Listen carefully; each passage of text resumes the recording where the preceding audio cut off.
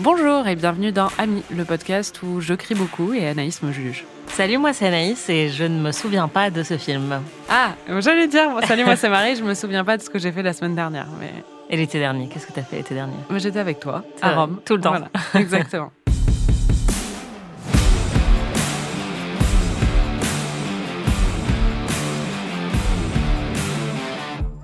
Cette semaine, c'est une première dans Amis, puisque c'est moi, Marie Telling, et oui, qui fait découvrir à toi, Anaïs Bordage, un film d'horreur.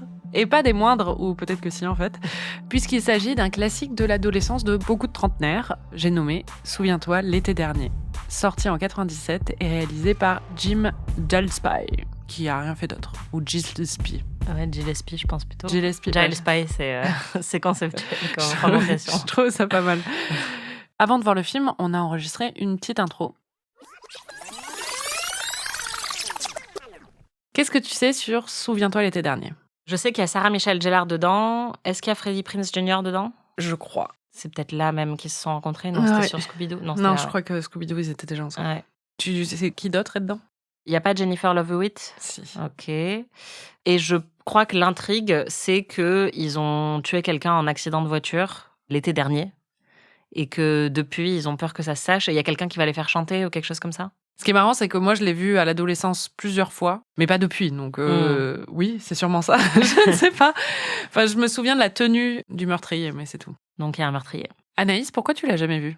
Bah déjà, le fait qu'il soit sorti en 97, j'avais 7 ans. Donc je pense que j'ai raté la vague. C'est-à-dire que je savais, quand j'ai grandi ensuite, en commençant à regarder des films d'horreur vers 11-12 ans, que celui-ci existait, mais je l'avais un petit peu raté, alors que moi, je suis arrivée au moment de Destination Finale, The Ring, les films d'horreur de la génération d'après, on va dire. Ouais, alors, j'avais 9 ans, moi, donc j'étais pas non plus en train de Oui, regarder mais des du films coup, d'horreur, mais... Quand tu parlais des soirées pyjama, il n'était pas sorti depuis si longtemps que ça au vidéoclub, je pense, alors que pour Oui, moi, c'est ça. il avait 5-6 ans, je pense, tu vois, quand il a débarqué au vidéoclub.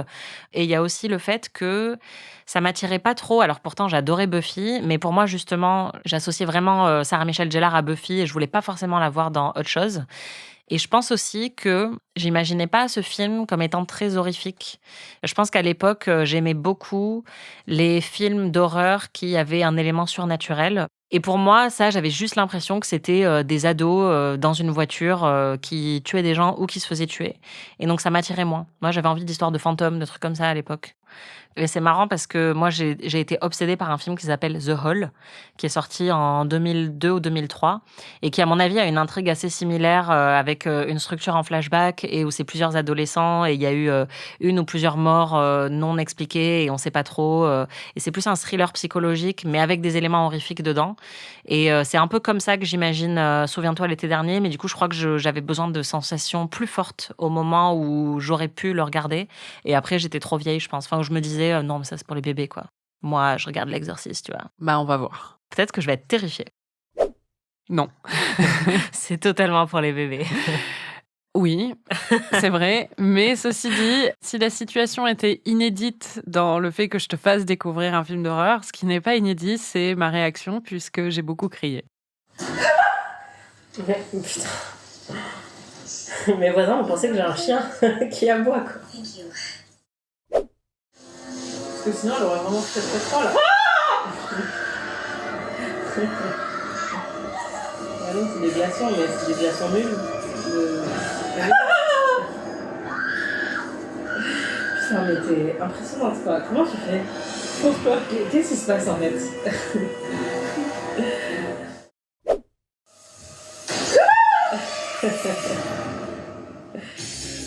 C'est épuisante. Attends, regarde. On peut même pas sursauter, tu absorbes toute l'énergie. Attends, regarde. Je peux même pas savoir s'il y a un jumpscare tellement tu cries fort, quoi. Moi, je suis en train de faire ma liste de courses à côté. Donc, toi, t'es en train de hurler de toute ton âme. T'es plus flippante que ce film, en fait. Et du coup, explique-nous, Marie, pourquoi tu cries si fort? En fait, j'ai pas peur. C'est du sursaut. Oui, mais du sursaut très vocal, quand même. Tu montes dans les aigus. Alors, figure-toi que j'ai fait de la chorale pendant des années Ouais. et que j'étais alto, bizarrement. Mais c'est vrai que je peux monter très haut dans les aigus. Voilà. Ouais. Donc peut-être que j'ai une gamme un peu à la Ariana Grande. Putain, la Ariana Grande du film d'horreur. Exactement. En fait, c'est marrant parce que évidemment, ce film n'est pas traumatisant, ce film ne fait pas peur du tout, ce film est un peu naze, mais il me fait sursauter, oui, parce que c'est physique en fait. C'est marrant parce que même ces moments-là, moi, m'ont pas fait sursauter alors qu'on en a déjà parlé. Enfin, je suis un peu une chochotte des jumpscares, j'aime pas ça. Et je sursaute, enfin, comme tout le monde, quand tu me mets un bruit fort dans un film d'horreur, je vais sursauter. Mais là, vraiment, j'avais un encéphalogramme plat. J'étais vraiment anesthésiée totalement devant ce film. Et toi, tu hurlais de manière très grandiloquente. Oui, bon, j'ai hurlé 5 fois en tout, hein, parce que j'ai réécouté le truc, mais... Oui, bien sûr. Non, c'était pas pendant tout le film, mais c'est vrai que même ces jumpscares-là, je les ai pas trouvés très efficaces. Oui. Et, dans l'ensemble, en fait, on va le voir, il y a eu des petites différences au niveau du ressenti de l'une et de l'autre. Franchement, c'est fun, non? Oui. Désolé, ça fait peur, ça. Bah non, je trouve pas. En fait, c'est tellement prévisible que... Enfin, je comprends même pas comment t'as un cri de surprise, quoi. Bah parce qu'il n'a pas l'air. Oui, mais bon, tu sais qu'il est... En fait, je pense que c'est parce qu'on n'a pas le même métabolisme, toi et moi. Et je pense que tu as un métabolisme des émotions très rapide. Et donc, tu peux vraiment passer de 0 à 3 milliards en 1 seconde. D'où les cris. Parce que moi, c'est ça que je comprenais pas, c'est que pour moi, les jumpscares, ils sont efficaces quand j'ai déjà été placée dans un état de tension, tu vois, depuis plusieurs minutes, par le fait que la musique se baisse, etc. Et donc, c'est la tension qui se bâtit, et il y a l'explosion avec le cri. Et toi, t'as pas besoin de ça. Non, mais moi, quand ils testent mes réflexes chez le médecin, je leur donne des coups de pied, en fait. Je suis trop réactive. Puis c'est vraiment immédiat, c'est-à-dire que t'as pas du tout besoin d'avoir bâti quoi que ce soit avant. Ah non. Je sursaute tout le temps dans la vie, en fait. Voilà.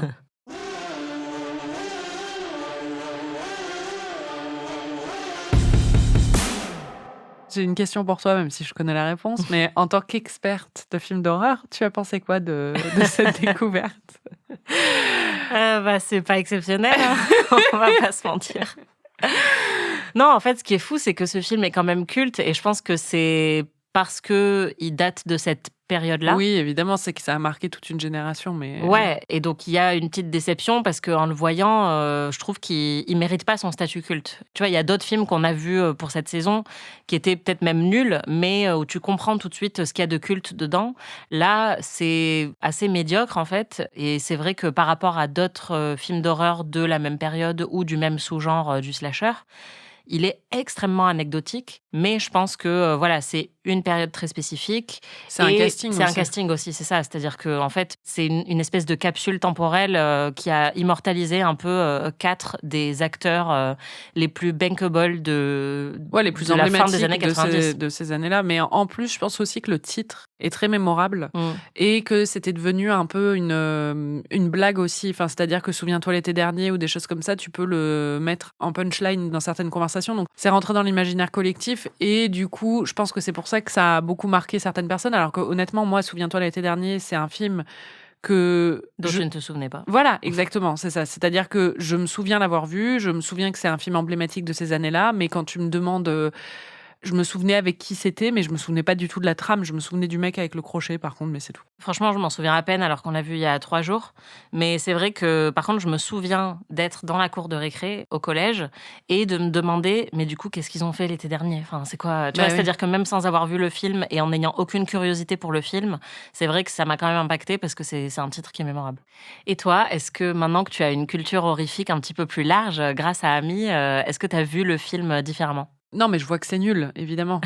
Mais j'ai toujours de l'affection pour justement ce moment de la pop culture américaine et ce que ça évoque dans mon histoire à moi. C'est-à-dire que je me souviens très bien de ces années-là où je consommais beaucoup ce genre de films et tout ça, et surtout avec ces acteurs. C'est-à-dire que j'avais 12-13 ans et c'était fun, quoi. Mais sur l'aspect horrifique, maintenant que tu as vu 15 classiques ou enfin tu vois incontournables du genre et que tu vois celui-là maintenant. En fait, ce dont je me rends compte, c'est que je suis quand même ultra basique parce que le truc, c'est que oui, ça m'a fait sursauter quand même. Tu vois ce que je veux dire? Alors que par exemple, L'Exorciste, ça m'a fait rire.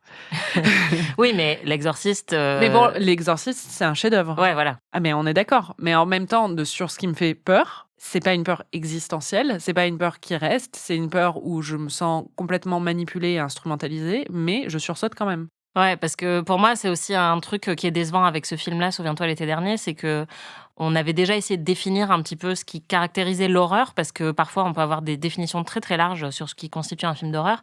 Et pour moi, il faut qu'il y ait quand même un élément de dérangeant et de subversif. Ce qui explique pourquoi Shining ou L'Exorciste, tu vois, il y a peut-être pas de jumpscare, mais il y a quelque chose de malaisant et de subversif dedans. Et là, dans Souviens-toi l'été dernier, il y a vraiment rien de subversif. Quand je t'entendais parler, là, je me disais, est-ce qu'avec Scream, il y avait, mais avec Scream, il y avait beaucoup d'humour, en fait. Du coup, il y avait un côté un petit peu pervers qui était marrant. Oui, et c'est plus méchant quand même. Scream, il y a vraiment un côté méchant, il y a un côté plus graphique, plus sexué. Alors, c'est marrant, ça a été écrit par le même scénariste. Mais ce que disait Roger Ebert dans sa critique, c'est qu'il avait sûrement cherché dans les fonds de tiroir un scénario à refiler après le succès de Scream. Oui, bah, c'est littéralement ce qui s'est passé, en fait. Ah oui, d'accord. C'est vrai que, par exemple, Scream, avant de l'avoir vu, pendant des mois, voire des années, parce que j'étais pas encore en âge de le voir, ma mère me racontait la scène d'ouverture, parce que ça l'avait vachement marqué. Il y avait un côté assez fun et oui, subversif sur ce côté-là, c'est vrai. C'est vrai que Souviens-toi l'été dernier, il n'y a aucune scène mémorable. Non, vraiment, aucune. Il y en a une, je dirais. C'est des cheveux, mais on en reparle. Ouais, et encore, ouais.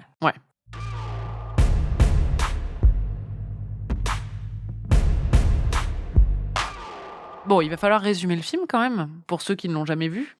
Bah, c'est un très très long spot de prévention sur la sécurité routière. Tout à fait. Puisque c'est 4 lycéens qui viennent de finir le lycée, qui font la fête, et ils prennent leur voiture le soir, ils sont un petit peu bourrés, et ils font des bêtises, et ils se renversent de l'alcool dessus, etc. Et donc, ils regardent pas très bien la route.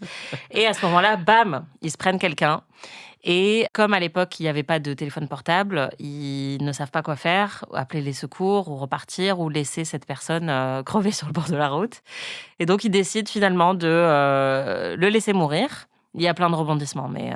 Il le jette à la flotte. Enfin, d'abord, il le jette par-dessus la rambarde, et ensuite, il le récupère et il l'emmène au port, à l'hôpital, et ensuite, il le jette dans l'eau, et 1 an plus tard, ils reçoivent un courrier qui dit « Je sais ce que vous avez fait l'été dernier ».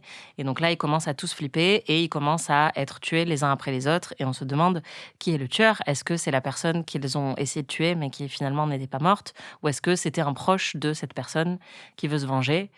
C'est pas très clair au final. Enfin, c'est élucidé, mais honnêtement, c'est... Ouais, c'est marrant parce qu'on va l'entendre quand on reviendra là-dessus. Mais en fait, à un moment, je t'explique la solution, quoi.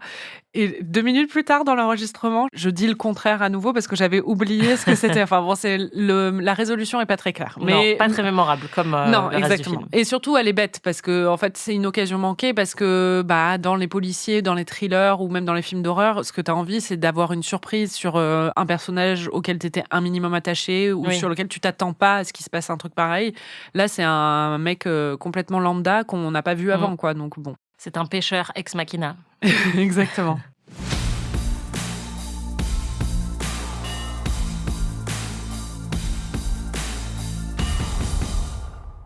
On l'a un peu dit, le film est un bingo. Des plus grosses stars adolescentes, qui avaient la vingtaine à l'époque, mais qui étaient associées à l'adolescence, de la fin des années 90. Vraiment, les années 90, elles nous ont donné beaucoup quand même. Ouais. La première, la star du film selon moi, Sarah Michelle Gellar, qui n'est pas vraiment la star du film, mais c'est la plus mémorable. Ouais, elle vole la vedette à tout le monde quand même. Waouh, Buffy, elle est trop belle. Ah ouais, elle est trop belle. Elle est trop beau son maillot. C'est la blonde qui est mise en opposition avec sa copine brune qui, elle, est plus discrète, un peu plus cérébrale, tout ça. Elle, c'est vraiment la fille la plus populaire du lycée. On la découvre, elle est en train de faire un concours de beauté, elle est en maillot de bain. Et donc, elle est aussi censée être un petit peu plus superficielle que l'autre fille. Mais c'est sûr que c'est Sarah Michelle Gellar et donc honnêtement, oui, tu te dis tout de suite que c'est elle l'héroïne, enfin qu'ils ont voulu créer une espèce de dichotomie entre les deux filles et c'est l'autre qui va survivre jusqu'au bout, mais en fait, tu vois laquelle des deux était destinée à être une star. Une star, oui, non, c'est ça. Et puis donc, il y a celle qui est censée être la vraie star du film, c'est Jennifer Love Hewitt, qui honnêtement est restée célèbre. Et bon, je suis désolée, c'est horrible ce que je vais dire, mais pour toute une génération de mecs, c'est vraiment ça, parce que je l'ai entendu tellement de fois, sur le fait qu'elle était très mince, mais avec des très gros seins. Elle avait fait pas mal de films à cette époque. Elle en avait fait un avec Susan Sarandon, qui jouait sa mère. À un moment, j'adorais ce film, il faudrait que je le revoie. Mais elle n'a pas eu une carrière brillante, disons. Non, et c'est vrai que même moi, je la connaissais principalement pour ça. C'est ça. Ouais. Mais Non, oui. mais c'est vrai. Enfin, vraiment, c'est fou à quel point ça l'a totalement définie. Et je pense qu'on pourrait aussi la définir comme la personne ayant la frange la plus... Triste. Ouais, vraiment la plus pathétique de C'est- l'histoire des franges. À un moment, tu m'as dit, c'était pas dans l'enregistrement, donc j'ai pas pu le mettre, mais c'est des cils sur un front, en fait. C'est pas une frange, et c'est vraiment ça. On dirait 3 pauvres mèches toutes tristes. En plus, Ouais. dedans, c'est celle qui vit... Non, Sarah Michelle Gellar, on comprend aussi, son personnage vit très très mal ce qui s'est passé, mais elle, vraiment, elle est en dépression, elle est en échec scolaire suite à ça, alors que c'était une très très bonne élève. Et donc, elle est vraiment... C'est vraiment fille perdue, cheveux gras, quoi. Elle a les cheveux Ouais, tout il plats. surjoue le truc comme Daenerys dans Game of Thrones, où c'est forcément, elle a les lèvres complètement transparentes. Oui, puis des problèmes Elle est en capillaires, grosse quoi. salopette. Voilà, elle ne prend pas soin d'elle, entre guillemets, parce qu'elle est en dépression suite à ce qui s'est passé. Elle reste toujours très, très, très mignonne. C'est Jennifer Love Hewitt, mais c'est vrai que oui, sa frange, c'est la vraie tragédie de ce film. C'est la plus équilibrée, elle. Ouais. C'est pour ça qu'elle est dépressive. Ouais, c'est ça. C'est triste parce qu'elle a tellement pas de présence dans le film, alors que son personnage, il est chouette. Oui, bah, en fait, pour l'époque, surtout pour 97, c'est un personnage qui est intelligent, qui est la plus sensée et qui en plus est un peu féministe, qui va faire des remarques sur le symbole phallique du crochet ou des choses comme ça, qui sont pas forcément des trucs hyper communs quand même pour l'époque.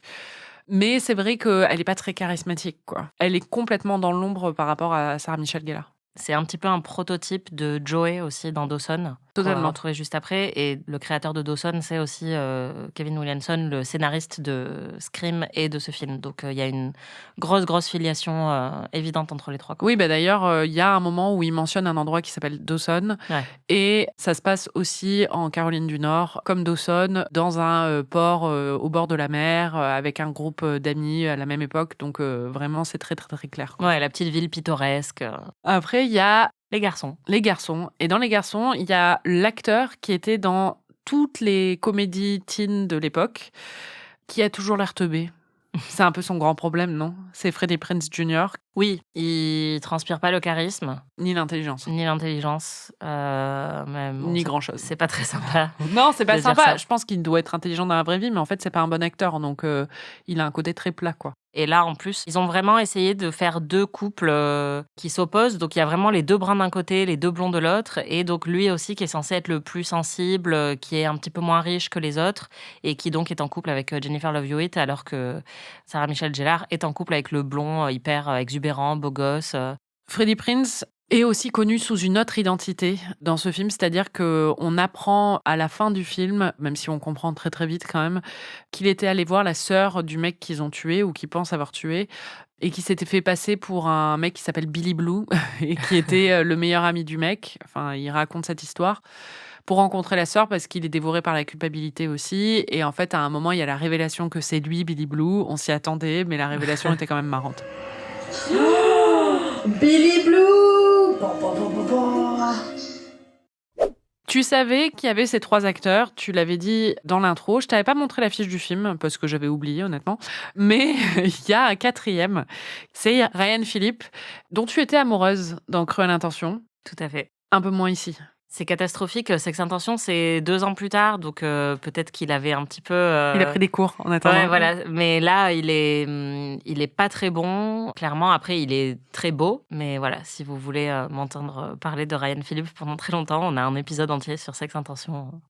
Putain, mais Sex Intention, c'était un accident en fait. Ah oui. Mais déjà, dans Sex Intention, c'était un excellent acteur. Oui, mais il est parfait pour ce Oui, rôle-là, tu bien vois. sûr. Mais là, il sait que crier. Oui, là, il joue le rôle du mec très toxique qui, en fait, est à l'origine de tout ça parce que c'est lui qui se bourre la gueule, c'est lui qui fait tomber la bouteille dans la voiture et qui fait que... Celui qui provoque l'accident. Exactement. Et après, c'est lui qui, à chaque étape, va prendre des mauvaises décisions et va un peu forcer les autres à le suivre par la violence, quoi. Parce qu'il les agresse et parce qu'il leur hurle dessus et parce qu'il les frappe parfois même ou qu'il les menace. Oui, il est très... il passe son temps à la salle de sport. Enfin, c'est un peu un cliché, le cliché du jock. Ouais, mais le jock méchant, le jock Ouais. parfois peut être un peu... Enfin, il est pas du tout attendrissant, quoi. Non. Et d'ailleurs, je me souviens même plus comment il meurt. En fait, on s'en souvient pas parce que c'est plus vu du point de vue de sa copine, Sarah Michelle Gellar, qui est sur scène et qu'il voit être attaqué Ah oui, c'est vrai. sur le balcon. Donc, il n'y a pas de tension autour de lui, il y a plus une tension autour d'elle Ah dans oui, ce c'est vrai. moment-là. Même ça, tu vois, c'est vraiment dommage. C'est-à-dire qu'un des personnages les plus antipathiques du film, on est dans un slasher, il faut que sa mort, elle soit méga mémorable et C'est vrai. méga violente. Tout commence pour ces 4 amis le 4 juillet. Les films d'horreur adorent les grandes fêtes américaines quand même. Halloween, le 4 juillet, des choses comme ça. Oui, parce que ça joue sur une peur très classique, c'est-à-dire que c'est l'image d'Épinal qu'on va détruire et c'est le sentiment de confort qu'on va venir perturber. Donc, les grandes fêtes, ça marche très bien pour ça. Donc, c'est dans une petite ville de pêcheurs de la côte Est. Et nos 4 amis célèbrent la fin du lycée. Et s'il y a bien un truc qui fonctionne dès le début et qui va fonctionner pendant tout le film, c'est qu'ils sont insupportables. Et donc, on a un peu envie de les voir mourir quand même, quoi. Bon, il faut que des gens meurent, là. Ça, c'est pour ça. Mais c'est pour ça que les slashers fonctionnent bien, c'est parce que là, t'as envie qu'ils meurent.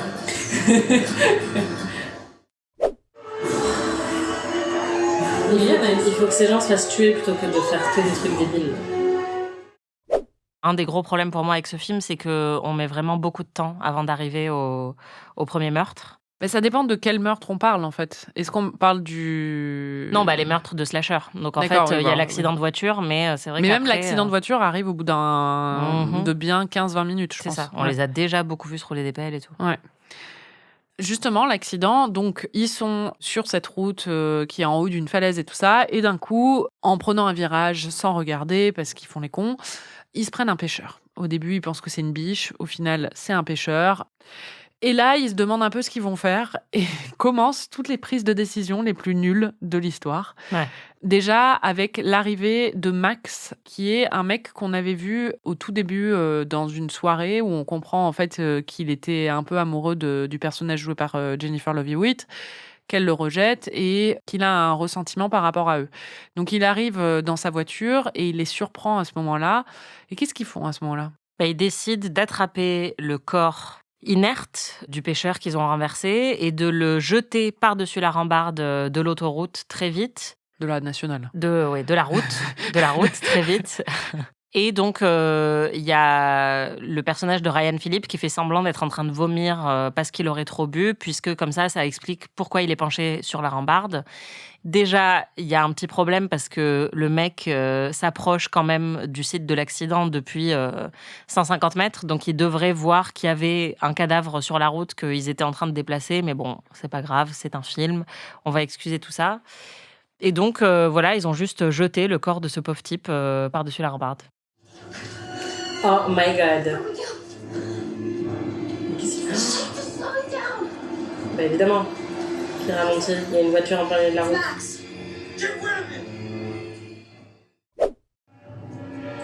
Non mais surtout, ils étaient tous les deux en train de transporter un corps quand il était 10 mètres plus loin, quoi. Je veux bien que ce soit la nuit, mais quand même.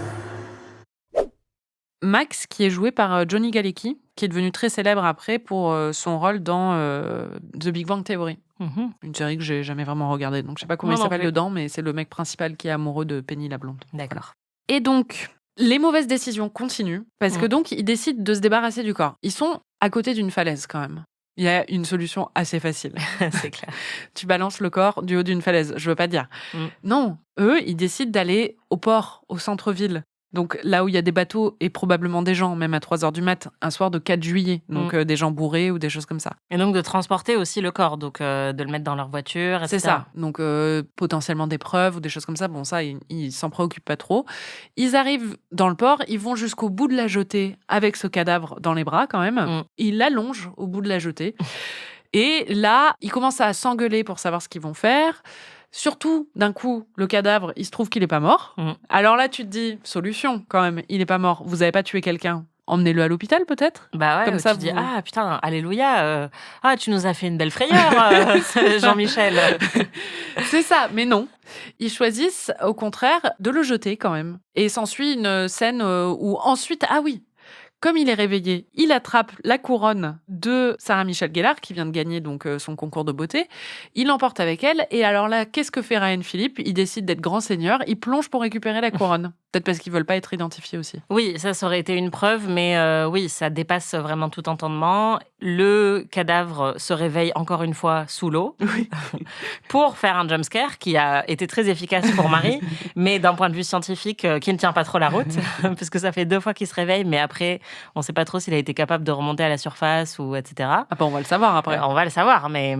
Il est endurant. Voilà.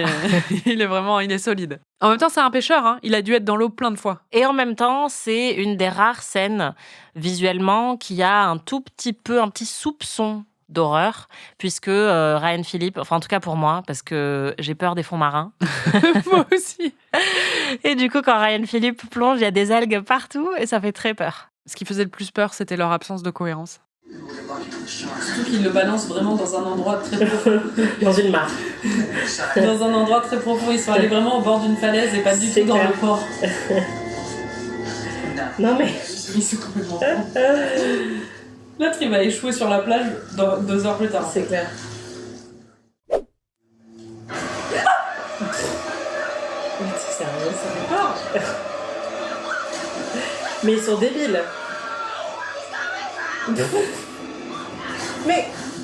Mais n'importe quoi. Non mais il y a personne qui est cohérent dans cette histoire, y compris le cadavre. Faut décider, t'es mort ou t'es vivant.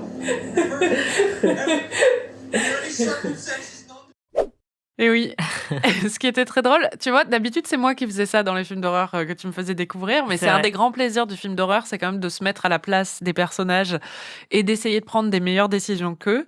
Et toi, t'as eu un moment où tu as carrément mis pause pour m'expliquer ce que tu ferais si tu étais dans le cas de Sarah Michelle Gellar et que tu avais ton copain qui voulait te forcer à jeter un cadavre à la mer. Je crois pas que c'était une super solution dans mes souvenirs, mais... Oh, c'était pas mal. Moi, si on est dans cette situation, je dis à Ryan Phillippe, mais vas-y, fais-le. Et puis moi, je me casse. Et puis après, je vais voir la police et je leur dis, mon mec a jeté quelqu'un dans l'eau. Je suis très inquiète. Je ne veux surtout pas qu'on m'arrête pour ça. Après l'avoir renversé sur la route. Voilà. Donc vraiment, moi, j'en dois être tenu très éloigné de cette situation. C'est ça. Moi, je dis, si tu y tiens à ce point-là, parce que visiblement, il a l'air d'y tenir avec, tu vois, conviction, vas-y, mais me mêle pas à tout ça. Moi, je rentre chez moi, je vais me faire un bain et puis démerde-toi avec ton crime. Moi, je pense que c'est une très bonne solution, honnêtement. Je suis très loyale, mais j'ai aussi très peur d'aller en prison. Donc, en fait, le choix, il est vite fait, quoi. Ouais, et puis être loyal envers un copain qui te traite comme de la merde, je sais pas. Enfin... Oui, puis surtout un copain qui insiste vraiment pour tuer cette personne. C'est-à-dire qu'à plusieurs reprises, il est là, non, mais il est vraiment mort et puis il faut vraiment qu'on s'en débarrasse, quoi. Bon, ce qui est très drôle, c'est que pendant tout le film, ils prennent des décisions qui dépassent tout entendement, mais vraiment, le pire qu'ils font, c'était constant. C'est à chaque fois, donc, ils ont un maître chanteur quand même qui leur dit « Je sais ce que tu as fait l'été dernier », donc ils sont très préoccupés à l'idée que les gens découvrent ce qu'ils ont fait l'été dernier. Et malgré cette inquiétude, ils racontent ce qu'ils ont fait l'été dernier à voix haute, dans plein d'endroits publics, genre une chambre d'hôpital avec la porte grande ouverte, un magasin, une rue, et ça nous a un peu surprises. J'imagine si on faisait une parodie de ce film aujourd'hui où il y aurait une scène dans le métro, tu sais, les gens qui parlent hyper fort au téléphone dans le métro et qui seraient là, non mais tu comprends pas, on l'a tué et on s'est débarrassé du cadavre, donc maintenant on sait pas quoi faire. C'est un peu ça, mais pendant tout le film. Ouais, voilà. There was no accident, Julie. It was murder. Attends, c'était quoi? Dis-le plus fort.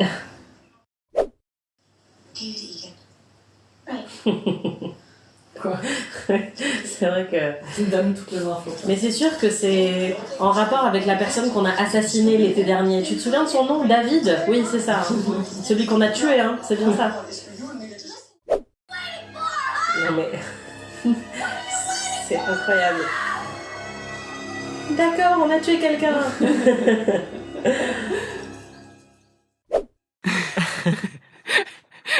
C'est absurde. C'est vraiment génial. Les petites villes, vraiment, c'est incroyable. On peut y faire ce qu'on veut. Visiblement, ça dérange personne. C'est ça.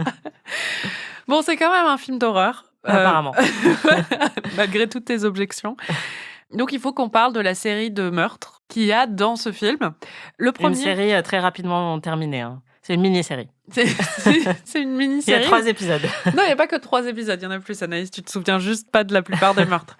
Le premier meurtre, qui est pas donc celui commis par nos 4 amis au volant de leur voiture, mais celui qui arrive 1 an plus tard, c'est celui de Max. Max, qu'on suspectait d'être le tueur, donc il est éliminé très vite pour nous dire bah non, c'est pas lui. Ça, c'est bien, parce que du coup, tu te dis, bon, ce serait un peu trop évident et tout, mais là, ça relance les pistes. Ça rebat les cartes. Exactement. Oui, tout à fait. Et franchement, son meurtre est pas mal. Voilà, ça ressemble plutôt à... Ah ouais, c'est le premier à Il va mourir. se faire tuer. On va repasser, on va voir que le coucher est plus là. Oh, oh, oh J'ai peur. Oui, bah, c'est le meilleur, je pense. Et c'est marrant parce que quand on entend les extraits, on retrouve vraiment tout le plaisir du film d'horreur qui est qu'on sait exactement ce qui va se passer. On commence à sentir, ah là, ça va être une scène de kill. Tu as même imaginé exactement le plan où on allait voir que le crochet n'était plus là et c'est hyper jouissif en fait de voir tout ça venir. Le problème du film, c'est qu'on voit tout venir, en vrai, en général. Mais c'est vrai que là, il y a un côté, il y a une anticipation, en fait, qui est plaisante. Et après, moi, ce que j'aime bien dans ce film, quand même, c'est déjà les décors sont vachement bien, je trouve. Il y a vraiment un sens de lieu qui est très, très fort dans cette petite ville et tout ça. Et ça s'exprime assez bien dans cette scène qui se déroule dans l'espèce d'hangar de pêcheurs au bord de l'eau. Donc, c'est tout en bois et tout ça. Et c'est là où ils éviscèrent les poissons et tout. Donc, il y a des crochets partout. Et là, il se fait alors qu'il est sur un plan de travail, il se fait éviscérer lui-même par le tueur. En fait, c'est ça le problème du reste du film, c'est que ce kill-là, il est bien parce qu'il est assez inventif et emblématique puisque c'est avec un crochet. Donc en plus, il y a le côté un peu légende urbaine qu'ils avaient raconté au début. C'est pas juste un simple couteau. Mais ce qui m'a surprise, c'est que dans tout le reste du film, il n'utilise que le crochet comme arme. Donc c'est vraiment... C'est le tueur au crochet, hein. Ouais, sauf que du coup, ça manque d'inventivité dans les autres scènes de meurtre, puisque là, en plus, il accroche Max, vraiment, et il le traîne. Donc il y a quelque chose d'assez viscéral et de très efficace. Et ensuite, dans les autres scènes de meurtre, on le voit utiliser son crochet, mais comme il utiliserait un couteau, justement, où il tape un peu les gens avec, on perd le côté un petit peu grandiloquent, un petit peu giallo même, qu'il pourrait y avoir avec cette arme très spécifique. Et je trouve ça un peu dommage. Il y a une seule autre scène où justement t'as même dit que c'était très giallo et après t'as même une comparaison giallo parce que je crois qu'il traîne à nouveau un cadavre, c'est au moment de la sœur. Non, mais il va pas tuer une jolie blonde innocente. Et si, waouh, giallo style. Mais en fait, c'est surtout ce qui m'a fait remarquer ça, c'est le sang fluo qui rappelait un petit peu les films de Argento. C'est un moment, il tue la sœur de Sarah Michelle Gellar, qui était un peu une connasse, donc on n'est pas trop triste, mais c'est vrai que esthétiquement, elle est pas mal cette scène. C'est dans une boutique de fringues, et ça m'a aussi rappelé, tu sais, dans Suspiria, je sais pas si tu te souviens, mais à un moment, elle tombe dans un truc de fil de fer. Dans une espèce de pièce. Et cette séquence-là, pour moi, c'est une des plus réussies avec la mort de Max. Parce que effectivement, ça m'a évoqué le côté un peu giallo où t'as pas peur, mais les décors sont suffisamment bons et le sang hyper fluo pour que ça soit très plaisant de manière un petit peu détraquée. Oh, ah ouais, carrément. Le petit kebab. On a d'autres scènes horrifiques. On a la révélation du corps de Max, parce qu'en fait, après son meurtre, plus personne n'en parle, donc c'est un peu comme s'il n'était pas mort. Jusqu'au moment où Jennifer Love Hewitt est en train de conduire et elle entend un petit bruit dans son coffre. Et là, c'est pas mal aussi. Bah, c'est pas mal. Pareil, j'ai tout de suite on a tout de suite compris. Voilà, je pense que c'est des crabes, parce qu'on entend des petits cliquetis, et en plus, on sait qu'on est dans une ville de pêcheurs. Et donc, elle sent qu'il y a quelque chose de vivant dans sa malle, mais elle sait pas quoi. Et donc, tout de suite, on imagine que c'est ça, et c'est effectivement ça. Trop bien. Trop bien. C'est ça qu'on veut.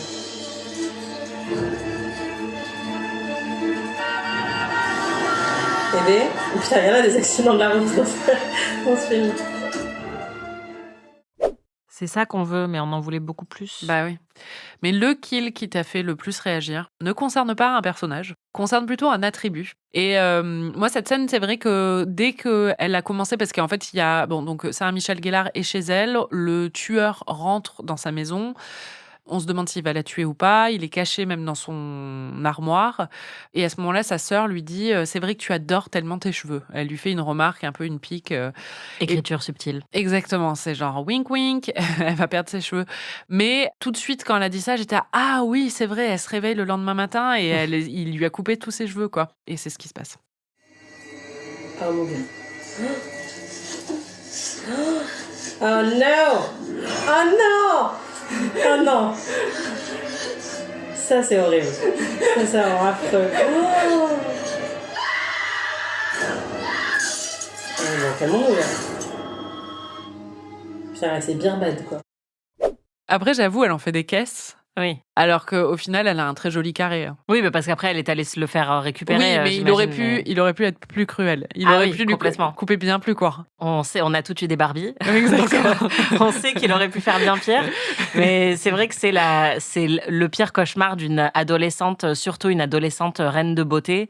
Oui, c'est effectivement de perdre ses cheveux. Mais là encore, ça montre un défaut de scénario. C'est-à-dire qu'au lieu de nous montrer, ils nous disent 3 minutes avant cette scène-là, t'as la sœur qui dit « Ah, les cheveux, c'est vraiment le truc le plus important pour toi. » Alors que s'il avait planté plein de petits moments dans le film. Oui, où elle se brosse les cheveux. Voilà, où elle est attachée à ses cheveux. Ou par exemple, il y a son mec qui lui mouille à la plage. Elle dit « Ah non, surtout pas mes cheveux. » Enfin, tu vois. Ouais, et non, là, pardon. en fait, c'est juste avant, on te rappelle le truc. Après, effectivement, ça marche quand même parce que je pense qu'on peut toutes s'identifier à cette terreur absolue d'avoir une coupe de cheveux ratée. Surtout quand t'as 17 ans. Mais c'est marrant parce que moi, la scène, elle me fait vachement penser à la scène du parrain, en fait, avec le... Non, mais c'est vrai, avec, tu sais, la tête de cheval coupée dans le lit. Oui. Avec le réveil et le côté un peu, tu prends conscience qu'il s'est passé un truc dans ton sommeil à ton insu et que tu sais pas trop ce que c'est au début. Mais dans le parrain, c'est encore plus horrifique, bien plus horrifique même. Oui, et puis c'est un grand classique, le personnage qui se réveille avec quelque chose d'absolument abominable à côté dans les films d'horreur, c'est vrai qu'il y en a plein. Ah, c'est horrible.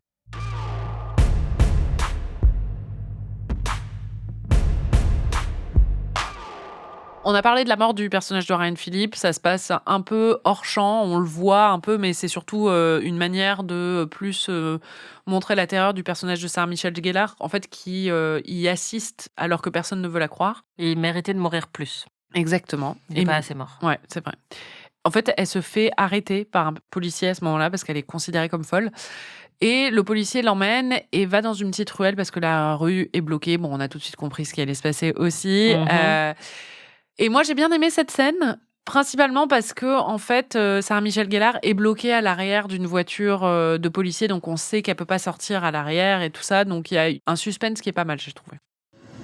Oh yo yo! It's gonna be a minute, alright?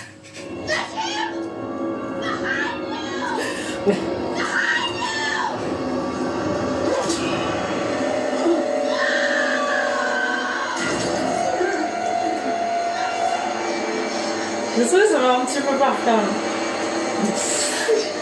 En plus, la meuf qui est derrière nous, le mec il est en face du mec.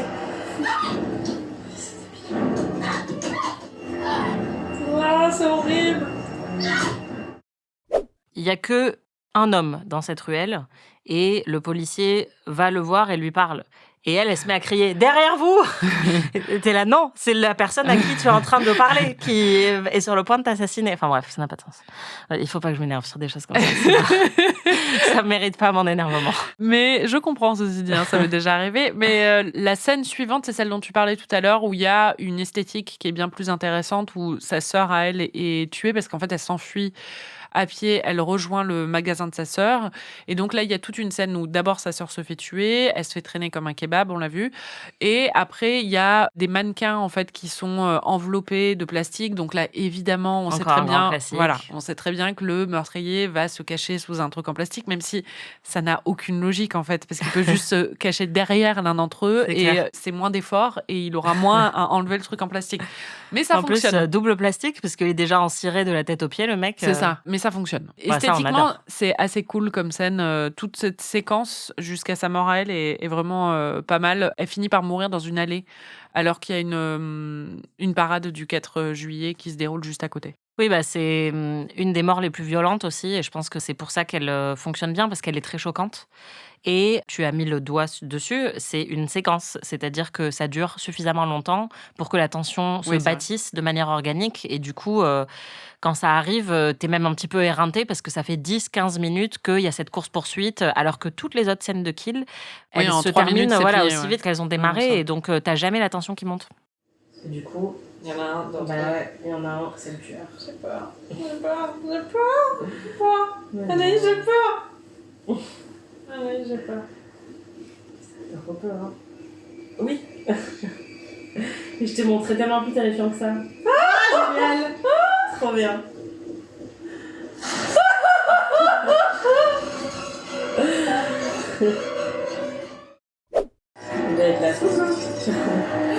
Mais je te vois pas. Franchement, c'est efficace, ça. T'arrêtes pas.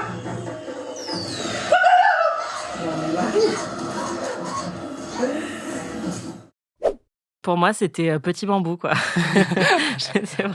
J'aurais pu dormir devant ce film. Oui, mais tu peux dormir devant beaucoup de films d'horreur, donc ça ne veut rien dire.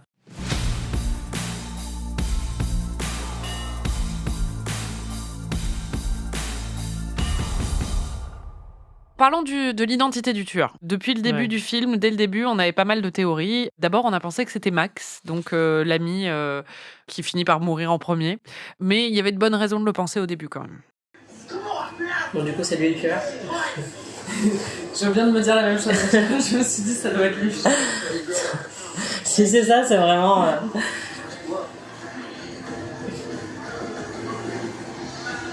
Ça se trouve, c'est ça. Non, mais il y a vraiment écrit genre serial killer puceau sur son front. C'est clair.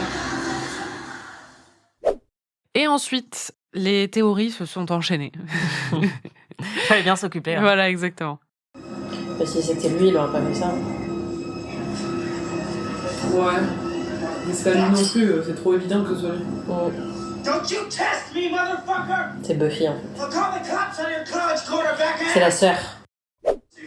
Enfin, en plus, c'est sûr qu'il y a un truc de classe où c'est quelqu'un qui veut leur faire payer le fait que c'est des gosses de riches et qu'ils peuvent s'en sortir comme ils veulent. On va pas chercher trop loin quand même. Ah non, mais clairement, le film est vachement sur les divisions de Oui, classe. bah ouais.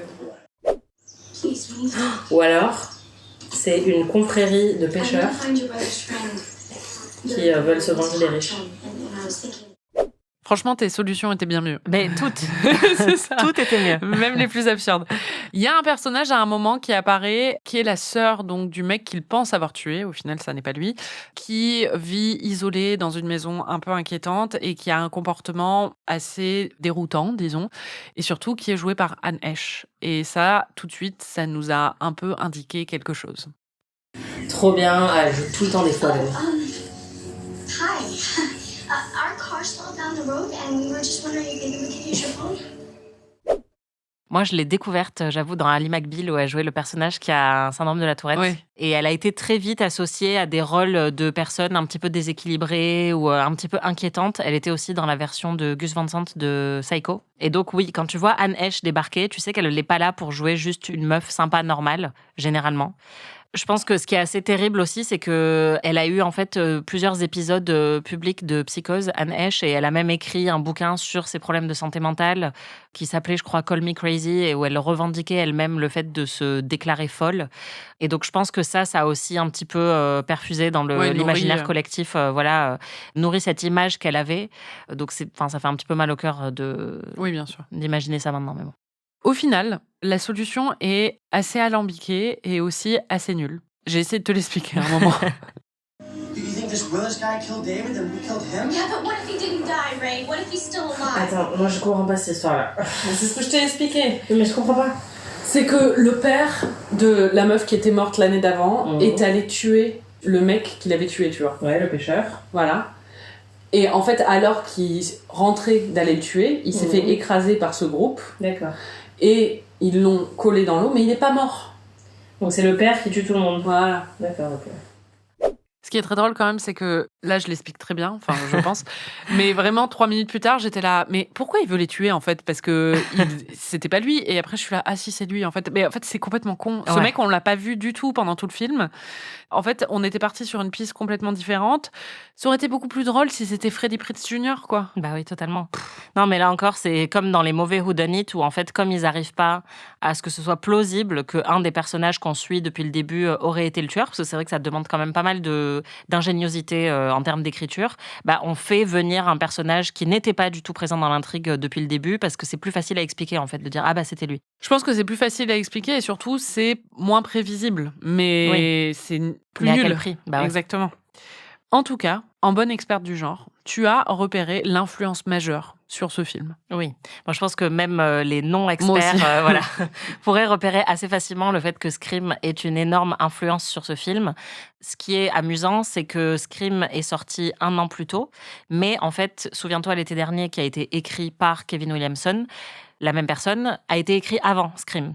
Et en fait, c'était une commande. On lui a demandé d'écrire Souviens-toi l'été dernier, qui est l'adaptation d'un roman. Donc en plus, il avait moins de liberté. Ceci dit, il a pris beaucoup de liberté avec le roman et l'autrice du roman a détesté le film. Donc, c'était pas un roman d'horreur en fait. Oui, donc. Mais là, tu sens qu'il y avait clairement pas la même inspiration. Et donc, il a fait ce scénario-là qui n'a pas été développé. Ensuite, il a fait Scream, où là, il y a un élément satirique hyper fort. Et Scream est un film de génie pour le coup et a eu un impact énorme sur le genre de l'horreur et sur la pop culture.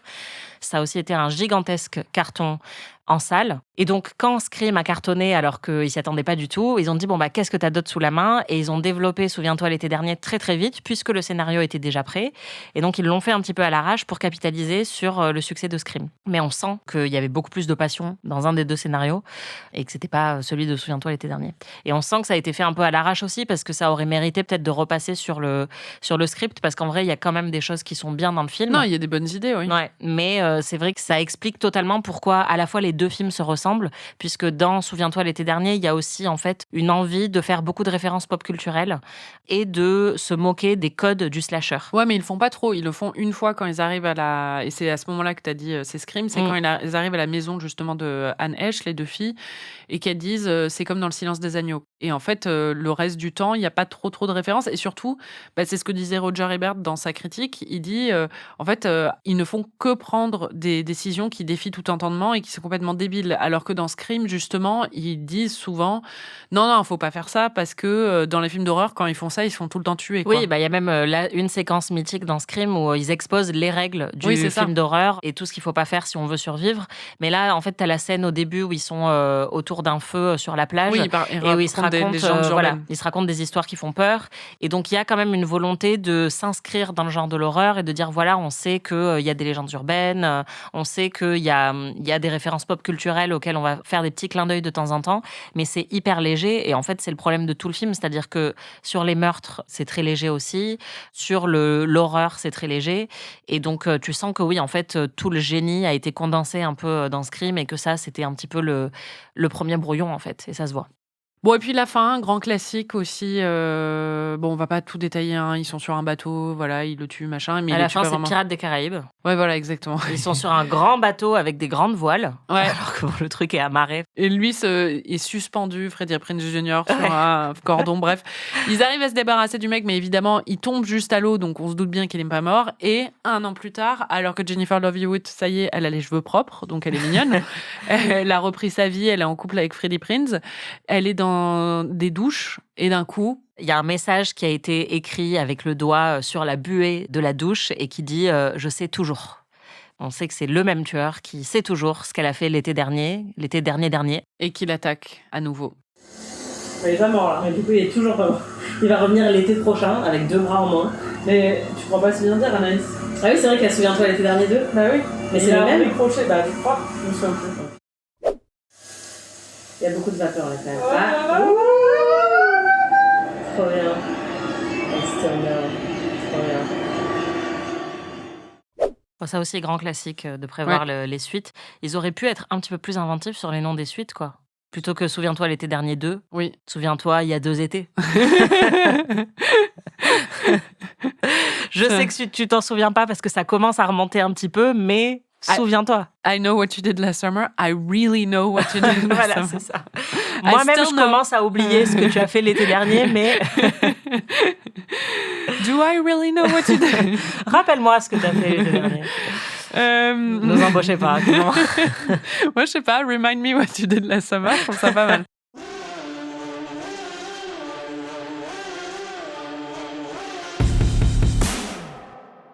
Le film n'a pas été sans doute acclamé par la critique, mais il a eu un succès en salle quand même. énorme succès en salle. Sur un budget de 17 millions pour faire le film, ils ont eu des recettes de plus de 100 millions. Donc, très, très gros succès.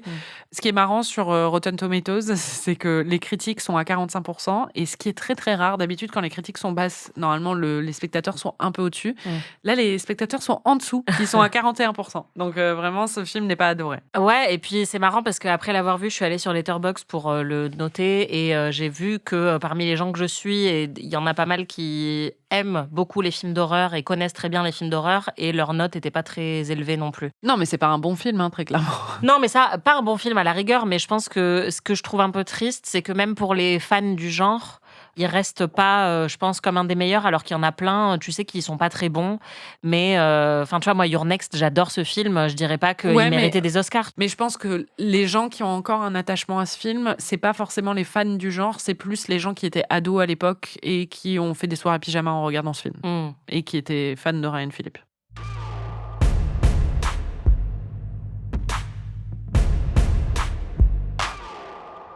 On va lister 3 qualités. Oui. Sarah Michelle Gellar. Ouais, alors... Ses tenues. Si tu veux. Liste tes qualités, Marie. Les tenues de Sarah Michelle Gellar, les décors et Sarah Michelle Gellar. Bah, moi, je dirais que les décors, effectivement, sont pas mal. J'aime bien la scène où Max meurt. Et j'aime bien la séquence dans le magasin, et notamment quand elle est sur la petite plateforme là qu'elle doit monter. Enfin, c'est le seul moment où il y a un petit peu de suspense, je trouve, dans tout le film. Ça, c'est pas mal. Navet ou chef-d'œuvre ? Navet. Assez... médiocre, mais navet quand même. Bah, sur le catomètre, je le mettrais assez élevé parce que je dirais que c'est au moins un 5. C'est bien plus regardable que Cats. Mais pour moi, c'est ça le problème, c'est que dans le concept de navet, il y a quand même une idée de plaisir. Tu vois, de nanar, de trucs sympas dont on aime se moquer, genre Showgirls, pour moi, c'est un navet chef-d'œuvre. C'est vraiment le masterpiece of shit. Là, c'est médiocre, donc un petit peu décevant, très oubliable. Voilà, donc pour moi, il se place... si on devait classer, par exemple, tous les films qu'on a vus dans la saison, il se place assez bas parce qu'il y a assez peu de plaisir aussi à le regarder. Merci de nous avoir écoutés. Merci Anaïs. Merci Marie. Vous pouvez retrouver tous les épisodes d'Amis sur slate.fr ou votre plateforme de podcast préférée. Dans le prochain épisode, Anaïs me fait découvrir The Last Face, le film de Sean Penn. Voilà. Si vous découvrez ou redécouvrez ces merveilles du 7e art en même temps que nous, n'hésitez pas à partager vos impressions sur les réseaux sociaux. On adore vous lire à chaque saison. Et n'oubliez pas de vous abonner à notre autre podcast, PIC TV, qui redémarre bientôt, où on analyse l'actualité des séries. Si vous avez aimé cet épisode, vous pouvez nous laisser 5 étoiles et un petit commentaire, ou vous pouvez nous hyper auprès de tous vos amis. On se retrouve la semaine prochaine pour de nouvelles aventures. Amis est un podcast d'Anaïs Bordage et Marie Telling, produit par Slate Podcast. Direction éditoriale Christophe Caron. Production éditoriale, prise de son et réalisation Aurélie Rodriguez.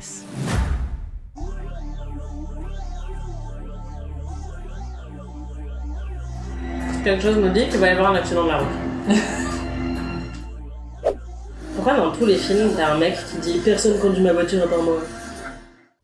Ce qui est vraiment marrant, c'est qu'à un moment, il y a les deux filles qui se sentent un peu coupables et pour se rassurer, je crois que c'est Sarah Michelle Gellar qui dit non, mais je crois qu'il voulait mourir. Ouais, mais bon, vous l'avez quand même bien tué, quoi. Et à un moment, quand il s'est réveillé, il avait pas l'air de vouloir mourir. C'est clair. Moi aussi, je me dirais ça. Moi, tout ce qui peut m'aider à dormir la nuit, je prends. Tout ça, c'est des loulous. Non, mais je pense pas que ça va être des loulous, vu ce qu'on a vu lui au début. De quoi, qu'il voulait mourir ? Oui.